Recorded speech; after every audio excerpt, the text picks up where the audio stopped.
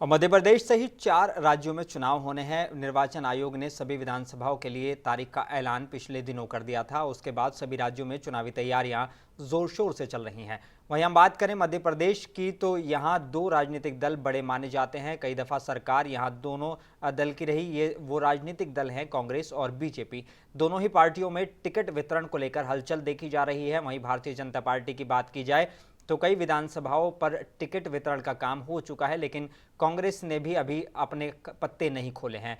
कांग्रेस के राष्ट्रीय प्रवक्ता सुरेंद्र राजपूत ने मुंसिफ टीवी से खास बातचीत की और कहा कि जल्द ही टिकट दे दिया जाएगा। कांग्रेस के राष्ट्रीय प्रवक्ता सुरेंद्र राजपूत को मध्य प्रदेश मीडिया प्रभारी की जिम्मेदारी मिली है। सुरेंद्र राजपूत ने कहा कि मध्य प्रदेश में जो हवा चल रही है वो कांग्रेस सरकार बनाएगी। मुंसिफ टीवी के संवाददाता नवेद ने उनसे खास बातचीत की।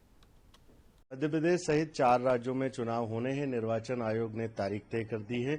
हम इस वक्त भोपाल में हैं और यहाँ हमारे साथ कांग्रेस के राष्ट्रीय प्रवक्ता सुरेंद्र राजपूत जी मौजूद हैं। उनसे कई सवालों पर बात की जाएगी। राजपूत जी को आप जानते होंगे, कई चैनलों पे अपनी बेबाकी के साथ सवालों के जवाब देते हैं, अक्सर देखा होगा, लेकिन आज मुंसिफ टीवी के साथ खास बातचीत करेंगे। सुरेंद्र जी, बहुत इस्तकबाल और स्वागत है भोपाल। अस्सलाम वालेकुम।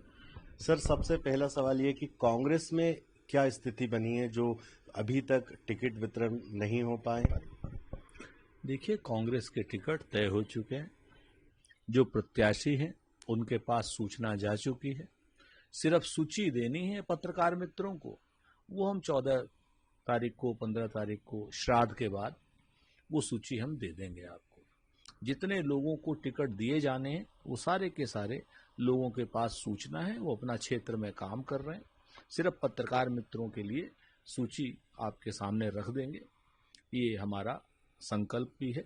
दूसरी बात, जो भारतीय जनता पार्टी की आपने बात कही, शिवराज जी को बेइज्जत करके चौथी सूची में टिकट दिया, ऐसा मैंने आज तक कभी नहीं देखा। कोई मुख्यमंत्री नहीं देखा जिसके का पहली सूची में नाम ना हो, दूसरी सूची में नाम ना हो, तीसरी सूची में नाम ना हो, और चौथी सूची में भी श्राद्ध के दिनों में शिवराज जी को इन्होंने टिकट दिया है। सारे मंत्रियों को टिकट दिया है, 57 लोगों को टिकट दिया है। भारतीय जनता पार्टी धर्म कर्म संस्कार वाली पार्टी अपने आप को बताती है, लेकिन जिस तरीके से उन्होंने श्राद्ध के दिनों में टिकट दिया है, गंभीर प्रश्न खड़ा करता है कि आखिर इनकी मंशा भारतीय जनता पार्टी वालों की है क्या। गृह मंत्री नरोत्तम मिश्रा ने कहा है कि कांग्रेस जो है अब कास्ट का सहारा ले रही है। जो लोग स्वयं देश में सांप्रदायिकता का सहारा लेते हों, जो हिंदू मुसलमान की राजनीति करते हों, वो लोग दूसरे के ऊपर इस तरीके का आरोप लगाने से पहले उन्हें सोचना चाहिए। कांग्रेस पार्टी नीचे से लेकर ऊपर तक सभी लोगों का सहारा लेती है। गरीब से लेकर अमीर तक का सहारा लेती है। मजदूर से लेकर किसान तक, महिला से लेकर पुरुष तक, हम सब लोगों के सहारे पे चलते हैं और सब लोगों का सहारा बनते हैं। हम सांप्रदायिकता की बात नहीं करते, हम धर्म की बात नहीं करते, हम जाति की बात नहीं करते। नरोत्तम मिश्रा जी, हम फिल्मों को बैन करने की भी बात नहीं करते। और आप तो गृह मंत्री हो, शर्म आनी चाहिए आपको कि देश में नाबालिग लड़कियों से दुराचार के मामले में मध्य प्रदेश नंबर 1 आ रहा है। आपको तो अपने पद से तुरंत बर्खास्त कर देना चाहिए था और आपको तो जेल भेज देना चाहिए था। फिलिस्तीन के मसले पे भाजपा जो है लगातार कांग्रेस पे आक्रामक रही है, क्या उस पर क्या कहेंगे? देखिए, जो नाअहल लोग हैं वो इस तरीके की बातें कर रहे हैं भाजपा के। अंतर्राष्ट्रीय मुद्दा है, इस मुद्दे पर बेवकूफ़ी की बातों से बचा जाना चाहिए। भारत सरकार की विदेश नीति में फिलिस्तीन एक महत्वपूर्ण अंग है। जो लोग हमास और फिलिस्तीन में अंतर नहीं जानते, इजराइल हमास में अंतर नहीं जानते, इजराइल फिलिस्तीन में अंतर नहीं जानते, उन लोगों को इस तरीके के मूर्खतापूर्ण बयान देने से बचना चाहिए। हमास एक आतंकवादी संगठन है, हमास बहुत बड़ा आतंकवादी संगठन है। उसको नेस्त नाबूद करने के जो भी प्रयास इजराइल के द्वारा किए गए हैं, क्योंकि उनके नागरिकों की हत्या, बर्बर हत्या की है, उसको जिस तरीके से भी नेस्त नाबूद हो वो किया जाना चाहिए। लेकिन फिलिस्तीन एक देश है।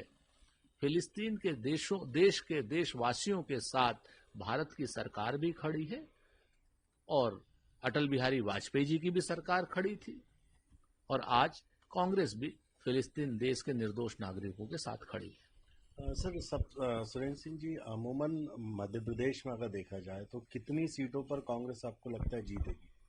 देखिए, हम 230 सीटें लड़ रहे हैं और 230 की 230 जीतने के लिए लड़ रहे हैं।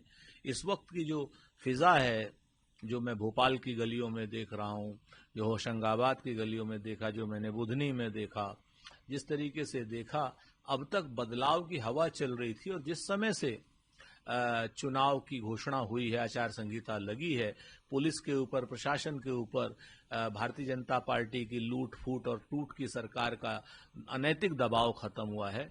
वैसे ही बदलाव की हवा, बदलाव की आंधी में बदल गई है। हमारी सीटें कहां पे जाकर रुकेंगी हमें भी नहीं पता है, लेकिन मेरा व्यक्तिगत अनुमान है कि हम लोग 156 से ऊपर सीटें जीतेंगे।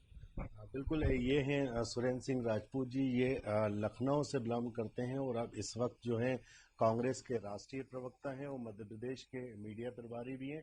साफ तौर पर कहना है कि बदलाव की हवा जो है चल चुकी है। अब आने वाले दिनों में मध्य प्रदेश में कांग्रेस की सरकार बनेगी। कैमरा पर्सन दिनेश पंती के साथ मुंसिफ टीवी के लिए नवेद।